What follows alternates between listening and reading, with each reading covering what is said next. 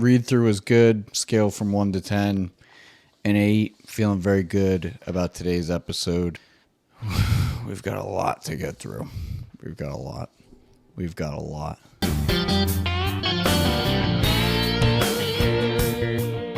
back. Episode 19. Let's get to it. We don't always have a second shot when we're filming. Sometimes you only get one shot at this.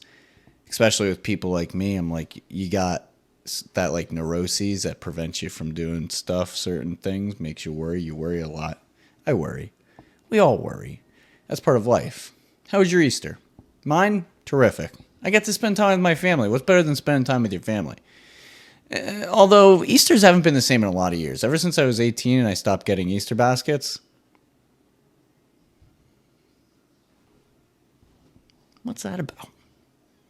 That's like at Christmas, I stopped getting Christmas stockings. I'm looking at you, Easter Bunny. Uh-huh. I got a problem with you. But that's something I'm going to take up with you after the show. Not anything I care to get into today because I feel like you hate me. And that's okay if people hate you. Because sometimes you're not going to blend in with everybody. That's all right. That's the way of the land. It's perfectly normal. Speaking of hate, we got a lot to cover. Is Obama and Michelle getting divorced? Is that what's happening? Our ex-44th president is in the hot seat. Apparently it's the end for the two. I don't know. Katy Perry and Blue Origin carrying the women up into spaceflight last week. That's created quite the riff. And speculations are brewing. And as a personal conspiracy theorist, I got to tell you, I got a lot of questions. I wasn't sure if we went to the moon. Now I got a question if Blue Origin went into space. A lot of questions here. Sure, this all-female space flight was the first of its kind, but should it be the last? Was this a move to empower our women, or just another crazy stunt by people with fuck you money? Imagine being a billionaire. No. No. People are like, money can't solve all your problems, which I agree. And then you have people that are like, yeah, well, crying in a Ferrari is a lot better than not. And I'm like, which I agree with that too. But to have no problems and be a millionaire would be fantastic, which is my personal favorite. Temptation Island, if you haven't watched it, right? I mean, can you hear me? Netflix, Temptation Island, it started to stream back in like 2001, before you were probably even born. They had their first season. Second season was like 20 years later. Talk a bit about a reboot. I mean, what is going on? I mean, this is some low-level comedy here. We're going to talk about Temptation Island? What the fuck? If you haven't watched it, spoiler alert, it's pretty great. It's going to pull you in. And, well, I'm going to spoil it for you. Because that's what I do here at the No Name Podcast.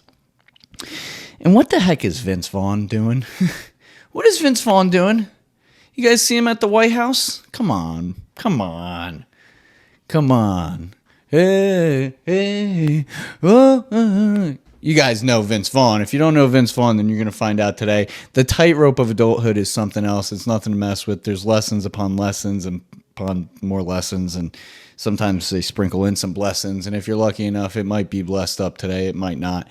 Only if you're lucky will you stay blessed. But it's all about what's going on up here. What a drag it's been. It's been rough. Dogs have been sick, haven't been sleeping a lot. But I was really looking forward to today's episode, and I'm happy you're here. Let's just turn the volume up. Let's get lost. You and me. Let's get lost. Let's get into this fucking thing, right? What are we waiting for? What's all the foreplay for? Let's just get into it. You, me. I'm such a maniac. You're a maniac. We're both maniacs. What are we doing here? We always do this dance, you and me. Make sure you subscribe, and please, every week, come see me for more fucking episodes, because I'm going to be cranking them out like a machine, like a factory that we just rebuilt in the U.S. because now we can't pay the fucking tariffs. And, well, sorry, Alibaba, but it's time to go anyway. So let's talk shop. Let's get into it. There's a lot to cover. This is episode 19 of the No Name Podcast. My name is Anthony Cassese. A lot of people call me Ant. You can call me Ant. I think we're friends. I think we could be friends. I'm okay with it if you're okay with it. But if, there's no benefits to being my friend. So if you think being friends with me will get you something, I'm sorry, but you are sadly mistaken. But if we're close, you call me Aunt. Some people call me Cassese. Some people call me Cassese. I got that a lot.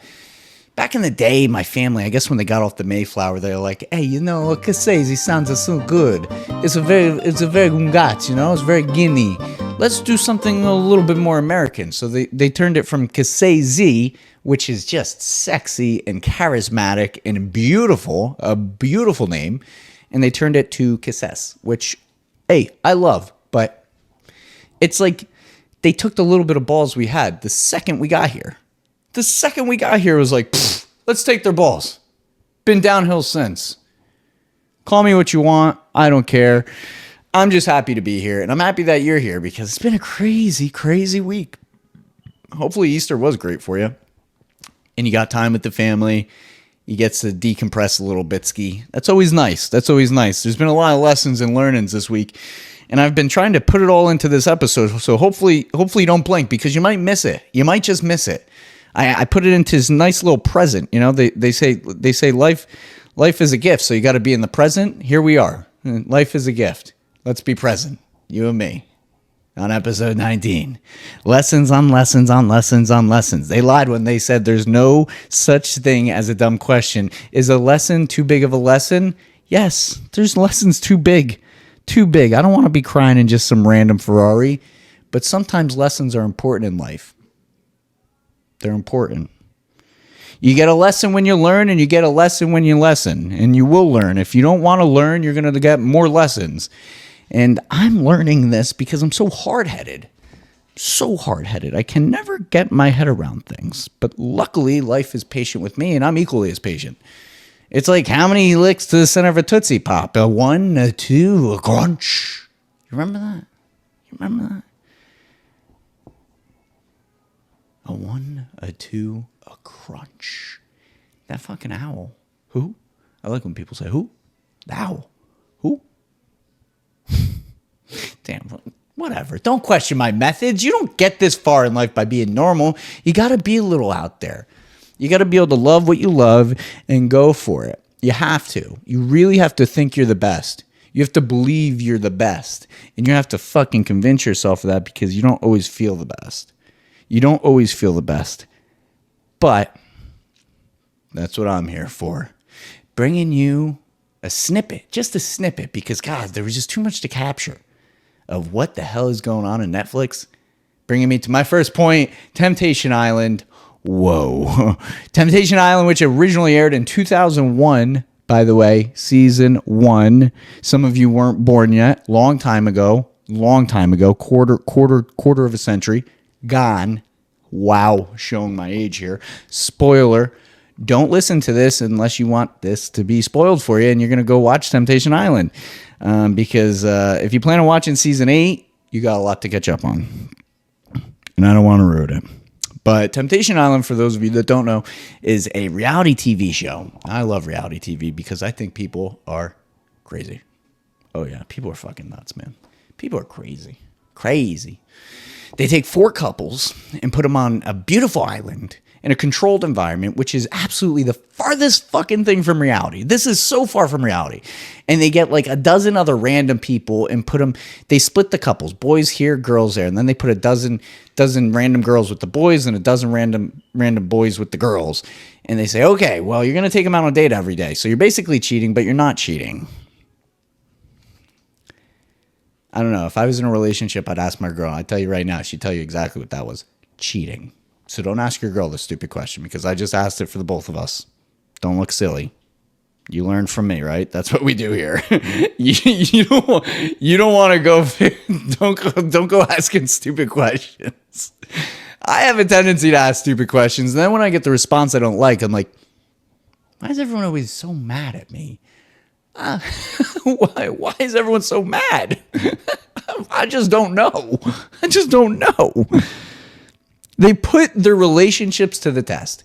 They are tempted in real time to see if they can remain loyal and faithful.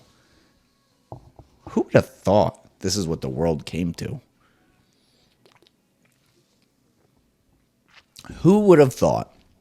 It's crazy, this idea of being tempted by resisting temptation to, in most cases, prove that you can be loyal and faithful. Why do you have to prove shit in relationships? That's kind of what gets me. I'm not very good at relationships, so don't take my relationship advice, because I may get you divorced. I may get you taken away. I may get you. Don't listen to this guy. I don't know what I'm talking about. Okay, this is based in solely my very, very distorted perception of what a valid and healthy relationship is. I'm not good at this.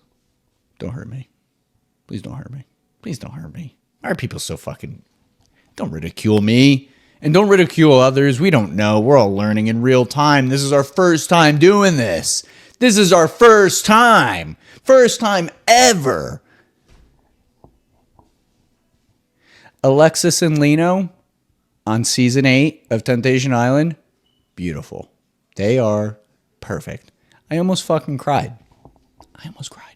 Yeah, guys cry. I almost cried. The relationship is beautiful. It really was something else. It taught me that love is possible. Love is real. This is real. It's possible to have real love. Wild. Alexis and Lena. I think he ended up popping the question to her. Oh, yeah. Because at the end of the series, you get to decide if you want to leave with your partner, you want to leave alone, or you want to leave with somebody else. I can't think of a more trifle setup than that. That is bizarre. like, hey, babe, I know I came here with you, but I'm going to go with her. Like, that's just so fucked up. But this couple, I think they just figured it out. They were just so amazing. Oh, it's always great to see. I love seeing happy people. I love seeing happy people. Happy people is like seeing... Theo Von said it best. You ever see a dog, man? You just want to pet that dog, man. You just want to love that dog. Me, I like seeing happy people. I see a happy person, I'm like, fuck, man. That makes me fucking happy. It makes me happy, boy. I get so goddamn riled up when I see people fucking loving and being loved and giving love and passing out love and shit. It gets me going. It gets me in my feels. I'm like, I'm not good at feeling. So it's nice to see, people do that. I know where my faults are. You have to recognize the errors of your way at some point. You can't just live in fucking straight tunnel vision your whole life and think, oh, I didn't do nothing wrong. Eventually, you just have to say, you know what, maybe I did fuck up. Maybe I did. I was damaged from the get-go, so, I was at a disadvantage. I'm not using that as a crutch. I'm just, you got to know where you come from. Which, some people do, some people don't. People like Natalie and Grant on Temptation Island, season 8, what the fuck? These two are like total high schoolers. Total high schoolers. They were cheating on each other in like 5 minutes. It was like day 2, and he's like talking to his new girl. He's like, I think I'm falling for you. And like, I'm watching the TV. I'm literally watching it in real time, like, eating fucking SpaghettiOs or something. He's like, I'm falling in love with you. And this girl's face is so flat. I know I'm being very judgy right now, but God, I hate these people. I fucking hate them. I love seeing happy people just as much as I hate seeing ugly, unhappy people. I can't stand it. And he's like, oh, I think I'm getting feelings. And I'm like, shut the fuck up. Fucking feelings. Dude, some people are so confused about reality. It's like, if a fucking Mack truck drove over you, would you turn your brain on and realize that you don't know what you're feeling? You feel your dick getting hard. That's what you feel. You don't feel, I know that's a little graphic, but like you feel yourself getting wet. Like there's nothing. Look, sexual connection, fantastic. Body, mind, and soul connection, bro, nothing like it. Nothing fucking like it. You could fuck anybody all day. You could find any number of attractive people. They're everywhere. But to connect, for me to connect with my girl on a deep emotional level, that's when you feel something. That's a feeling that you can't quite put your finger on. That's a feeling that makes you wake up in the morning so goddamn happy, man. You're just so happy. And if you wake up with your girl, you're like, God, I'm so happy to see you. It's fucking, That's a fucking feeling. I'm in a mood, man. I'm all riled up. I was really looking forward to today's episode. Natalie and Grant, they make me want to just Drive this fucking train off the fucking tracks, baby. I want to go.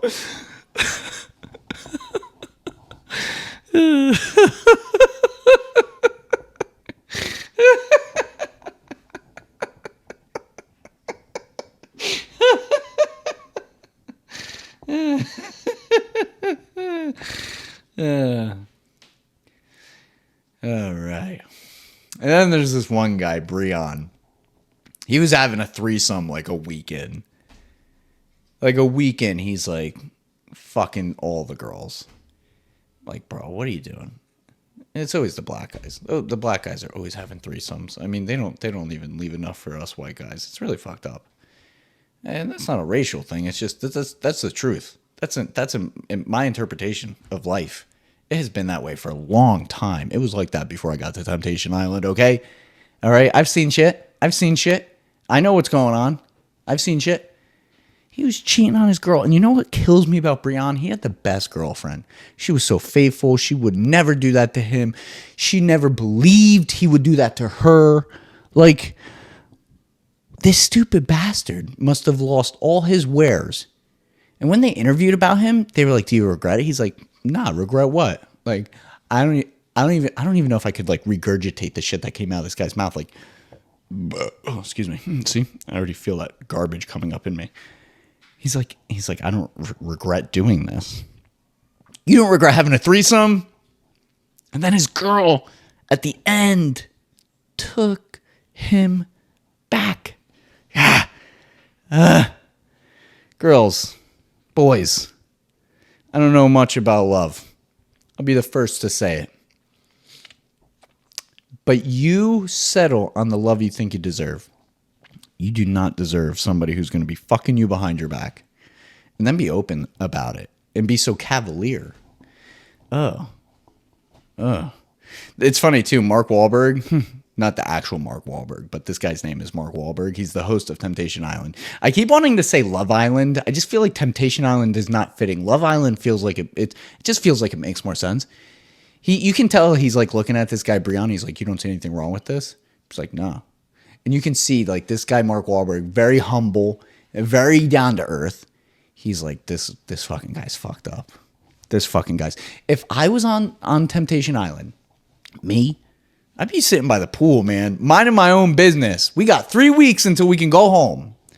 I'd be writing letters and shit. Love letters to my girl. Message in a bottle shit. "Dear baby, it is hour 0, minute 24. I am very scared. These people are whores. Sincerely, your man. P.S. I miss you and want to grab your butt." And I would roll that shit up like a joint, man, and lick that shit. You know? Stick it in a bottle and ship it away.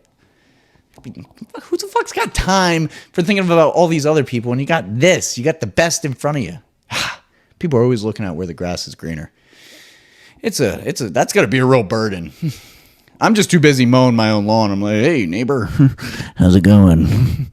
What's happening over there?" I got a hair dangling from my face. We got a wardrobe malfunction. Can somebody get in here and fix this? Somebody, please. Yeah, Temptation Island's not good. Not a whole lot of not good.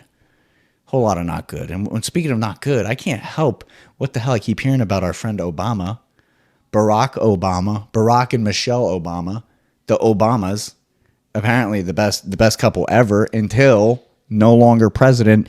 What is going on with our 44th president? I'm dishing the tea. Life post-presidency. What's that like? It's like you've achieved the most of the most. Now you have to like come back. Deceleration is a real thing. It is hard to go from 1 to 2. It is hard. But to always be at like 44 is easy. Because, it's like you suck. You suck. But if you know you're the best and then you drop down a peg, we live in a hierarchical system of society where that could hurt the ego, that could make you fragile. I can make you fragile. It really would not surprise me. I like the Obamas. I wasn't too involved until, Papa T got back into the WH. But I liked what was going on. I thought Obama had a certain likability to him. So what happened? Michelle, is it all fun and games until it's not fun and games anymore? What's the tea here?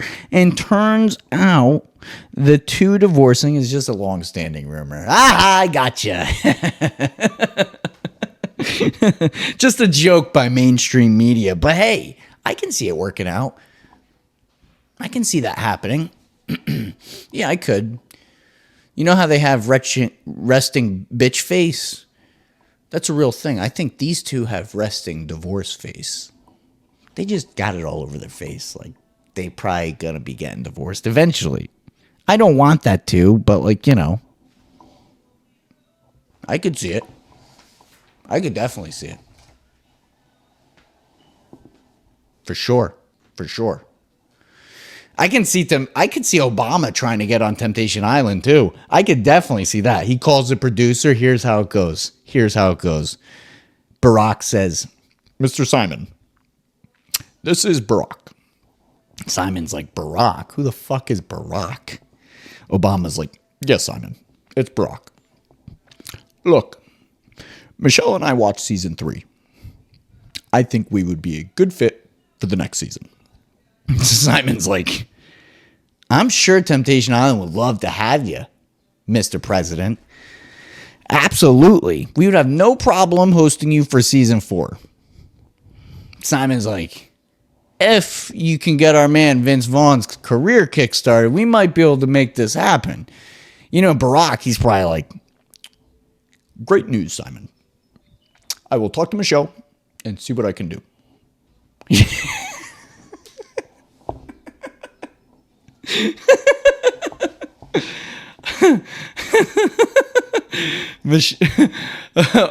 Obama has a funny voice. Let me see what I can do, and I will see what I can do. And it's like very throaty. It's very throaty. I can see it. Could you see those two on fucking Temptation Island? Look, anything's possible these days. I had a teacher who used to sing every morning right before class started. Anything is possible. It was a Strawberry Shortcake song. He was a grown man. Anything is possible. Anything is possible. Speaking of anything being possible, Blue Origin, hello. Katy Perry took a flight up into space with Jeff Bezos' fiance, Lauren Sanchez. That's pretty great. Amongst some other ones, journalists and important, people with a lot of money and, do something for the world. What? Not sure, but they do something, which is exciting for them, right? It's kind of crazy. Is this as juicy as the Obama warfare? I don't know. I like speculating around Obama and Michelle. But Katy finds herself in some hot water. She's in the hot seat this last week. She really is. I mean, I don't know, guys. Tell me what your thoughts are. The return capsule for the Blue Origin space shuttle thing didn't even look like burned up. Like the heat shield on those things when they enter back into the atmosphere looks charred. But this thing looked like as perfect as Katy Perry's makeup when she left. It was like a bunch of Barbie dolls getting into a spaceship and going, boo. I already don't know how I feel about, I fuck with people. I know we went to the moon, but I always like to say to people, do you really believe we went to the moon? Because as soon as you say that to people, they're like, oh, you don't? No, that's not what I said. I asked if you feel like we really went to the moon. I didn't say I don't. I'm just creating a little pocket of doubt in your fucking brain. So, do you really think that these group of women went to space? I don't know. Certainly didn't stop Wendy's from chiming in. Oh, yeah. As soon as she got back, touchdown. Wendy's wrote on X, can we send her back? Damn, Wendy's, y'all are savages. A certain Martha Stewart did some trolling too. Martha's always been a troll, which I don't mind. She wrote on Instagram, captioning her 2007 space flight. She wrote the caption, in case you spaced out in 2007, trolling Katy for her firework lyrics. She said Martha has always been ahead of her time. Martha, we love you. You go, girl. Yeah.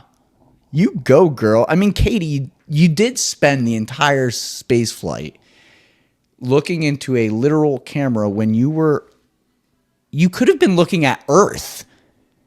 You could have literally been looking at Earth. Sean Duffy, the U.S. Secretary of Transportation, definitely didn't have a problem chiming in. He said that this group and this space flight did not make them astronauts. I don't know. How do we feel about this, guys? Did they go? Did they not go? Did we go to the moon? Lots of questions. Lots of questions. Did you cheat on your girl? Probably. Just kidding. Not nice. Temptation Island fucking me up, man. All I can think about is all these people being con artists and screwing their girls over. I can't make sense of it. I've been done. I've been done wrong. We've all been done wrong. We've all been there. It's happened. In all fairness, though, the White House, Sean Duffy, shut the fuck up. Nobody cares about your opinion. Nobody really does. And Katy's an independent woman. She can do what she wants. This is her life. A person should be able to do what they want. When did doing things garner so much flack from the world around us? Let's just get back. It's like a person can't live anymore. I think a lot about that. Like, yeah, I joke about a lot of this shit, but like a person should be able to just go out and do their thing. And now she's a little bit out of shape about it. Admittedly so. I mean, I'd be. I was just bent out of shape. She went up there and fucking twickled a little flower into a camera the whole time. Like it was the first time her doing mushrooms. She's like, I can taste color. I am the alphabet. I can smell the number 4. Should have been looking at the fucking Earth, bonehead. Whatever.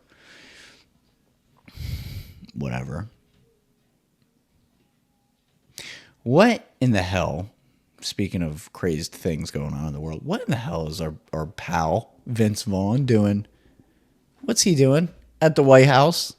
I love it. Him and Daddy T got a great photo. Good for them. I loved it. It was a great photo. A lot of you know Vince Vaughn because of this photo. It was a rendition of the White House Crashers, but it's old school for how I met Vince Vaughn. Now, how I met Vince Vaughn is not quite how you met Vince Vaughn. I met Vince Vaughn. This is how I know Vince Vaughn. Wedding Crashers with Russell Wilson.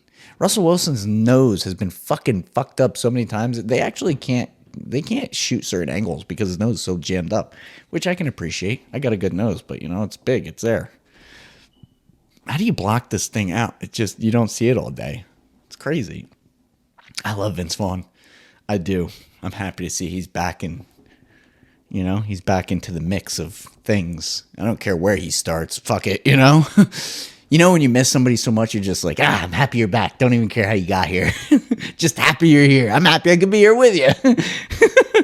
So cool. If I was president, man, I'd be inviting all my faves to the White House too. I'm just happy it sounds like Obama was able to jumpstart his career again. Looks like we'll be seeing you on the next season of Temptation Island, Mr. Obama. Cha-cha. See what I did there? Oh, yeah. I'm very proud of myself. All right, enough of the fun and games. We've had fun. I hope you've enjoyed today's episode. I know I have. I always do. But we got to get back to reality because I got to send you off out of here with something good other than all this bullshit I just gave you. Which, in all fairness, isn't just bullshit. It's something to think about. There's a whole lot of peppered in there. And, sometimes I forgot how important it is to just do the things you love. And when you do those things, you stop hating it so much. The process, the life, the thinking, the overanalysis shit. When you really start to stand on 2 feet. When a younger version of me didn't know how to do that. I spent a lot of time very fixated on what people were doing to me and how people were doing me wrong and my feelings a lot. It was always my feelings, my mind. I couldn't see nothing around me. And I've recognized the errors of my ways. And I think it took a lot of time to do that, but I did. I think I did that through being vulnerable, through opening my eyes a little bit wider It's not easy. It's not easy, and I've been talking a lot about my younger years now that I'm getting closer to 30. I never thought that would happen. I wrote about it pretty extensively this last week on my Substack. If you haven't subscribed to my Substack and you haven't read that most recent post on my Substack, we'll put the link in my description below. Check it out. It's just as good as my podcast, if not better. I really let her rip on that fucking post, so I really did. I was thinking about younger me and all those times, and I thought, man, when did I get old? When did I get so ratchet? When did I get so scared of the world around me? When did I become so insecure? Terrified of doing what I love. A turning point. A point that led to so much enlightenment. When I bitch to people, I always hope they know that they hear me when I say, I'm bitching because I got to hear it. I got to say it so I can just get it out of me, because that's how I process. I could not be more thankful. I could not be more thankful to be able to get those things off my chest and recognize there is a point where things can turn around. And sometimes it has to be so low for that to happen. Sometimes that's just how it is. There's no bad time for introspection. Really, there really isn't. Too much, though, be careful. Because it can't just always be about you. It's not always about you. Sometimes it's just about fucking stupid stuff. It's just stupid stuff. One day I grew up, and I had to be reminded that a lot's happened. And it's not always about me. We can always do better at letting things go and just trusting and having some faith. Just trusting that there is a plan. There's possibility in our flow state, when you can get to a place where you're not so riddled with the anxiousness and the feelings. It's not always about how we feel. I think there's so much to be grateful for. I don't know if I'd be this grateful if I didn't have those very, very low points. I don't know if I would be able to feel this grateful. To feel so happy that, you know what? That's not who I am. This is not my story. I'm a lot of things. There's a lot of upside. And hopefully you know that when you're having a low time too, whether you're Obama and Michelle, Katy Perry fucking eating mushrooms in space, just a couple boneheads on Temptation Island, whatever. Vince Vaughn, just like wandering through the fucking White House. No matter who you are, no matter where you are, it's okay. It's okay to feel a little lost. It's okay to get there, to feel misplaced. I felt so out of whack all week. I couldn't understand. I couldn't put my finger on it. And then eventually I had this like enlightenment. I had this moment of enlightenment. That's what makes introspection so desirable. Because if you can do it, there's so much to learn from it. If you're not negative, don't be fucking negative. Understanding there's things to look at objectively. Jim Rohn said it best. He said, in one of his quotes, it's one of the most profound quotes I ever heard. He said, he realized how short-sighted it was to say, I'll take care of you if you take care of me. He realized just how short-ended that was. And he said, the best contribution I can make to you as a friend is to make myself better. And he said, I want to change that quote. And instead of it being, you take care of me and I'll take care of you, he said, I'll take care of me for you if you take care of you for me. And that fucking got me. Like, what if I become 10 times wiser? What if I become 10 times stronger, 10 times more unique? Think of what that would do for our friendship. That shit is where your head's got to be. Not all this shit you can't do. I can't do this. I don't know how to do this. I'm scared. I don't know how. Where do I start? What if I fail? None of that shit matters. Because it leads to, yeah, I can do this. It leads to, I'm not failing. It leads to, I can do more of this. I can speak up. It's not that bad. You got to be low to get up. Jim Rohn grew up as an only child. He was born into a poor family. And like a lot of millionaires that have made it, and a lot of successful entrepreneurs have started from nothing. And became a millionaire at 30 and went broke. and went broke. Look, I'm spitting. I'm getting all fucking excited. He went broke at 33. And then you know what he did? He became a millionaire again. It all starts up here. It all starts up here. It's all about your perception. It really is. It really is. Get your mind right. Get all this shit off your chest. Thank you for joining me for episode 19. I fucking love today. Go out there and be a good fucking person. Subscribe to the channel. Subscribe to my Substack. And leave a comment if you so choose. It's always a blast. And I'll see you again soon. Good luck out there.